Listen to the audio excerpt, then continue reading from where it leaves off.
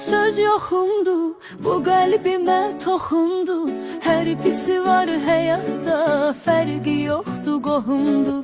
Dünya fəna dünyadır, daim olan Allahdır. Sığın ona, işinə bax, olma beyni dumanlı. Unut o gedişləri, xumarlı vərdişləri. 5-3 gün ömrün qalıb, tərk elə pis işləri. Nəfsinə qalib gələn, pis arzuları dəf edən.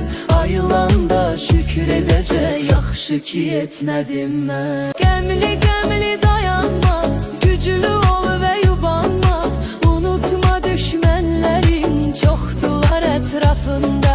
Alma onları vecə, fikirləşsə hər gecə.